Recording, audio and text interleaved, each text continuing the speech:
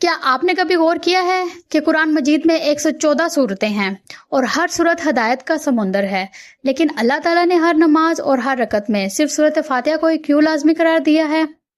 کیوں سورۃ یاسین نہیں پڑھتے؟ کیوں سورۃ رحمان نہیں پڑھتے؟ کیوں سورۃ ملک نہیں پڑھتے؟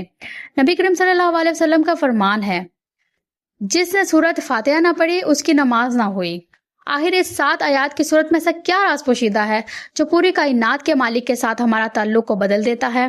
ذرا تصور کیجئے، اگر آپ کو دنیا کے سب سے طاقتور اور عظیم بادشاہ کے سامنے پیش ہونا پڑے تو کیا آپ سیدھا اس سے اپنی ضرورتیں مانگنا شروع کر دیں گے؟ ہرگز نہیں۔ آپ پہلے اس کی عظمت کا اظہار کریں گے، اس کی تعریف کریں گے، اپنی محتاجی ظاہر کریں گے۔ نماز کوئی محض ایک رسم نہیں ہے، بلکہ یہ مخلوق کی اپنے خالق کے ساتھ ملاقات ہے۔ اللہ تعالیٰ نے خود اپنے بندے کو سکھایا ہے کہ جب تم میرے سامنے کھڑے ہو تو بات شروع کیسے کرنی ہے۔ پہلے فرمایا الحمدللہ رب العالمین، یعنی سب سے پہلے اپنے رب کی کائنات پر ربوانیت کی تعریف کرو، پھر اس کی رحمانیت کو یاد کرو، اور پھر یہ یاد کرو کہ ایک دن تمہیں اس کے سامنے جواب دینا ہوگا۔ مگر اس صورت کا سب سے خوبصورت اور حیرت انگیز راز ایک حدیث قدسی میں چھپا ہے جو صحیح مسلم میں روایت ہے۔ رسول اللہ صلی اللہ علیہ وسلم نے فرمایا کہ اللہ تعالیٰ فرماتا ہے، میں نے نماز یعنی سورۃ فاتحہ کو اپنے اور اپنے بندے کے درمیان 2 حصوں میں تقسیم کر دیا ہے۔ جب بندہ کہتا ہے الحمدللہ رب العالمین تو اللہ فرماتا ہے میرے بندے نے میری حمد بیان کی۔ جب بندہ کہتا ہے الرحمن الرحیم تو اللہ فرماتا ہے میرے بندے نے میری ثنا بیان کی۔ جب بندہ کہتا ہے مالک یوم الدین تو اللہ فرماتا ہے میرے بندے نے میری بزرگی بیان کی۔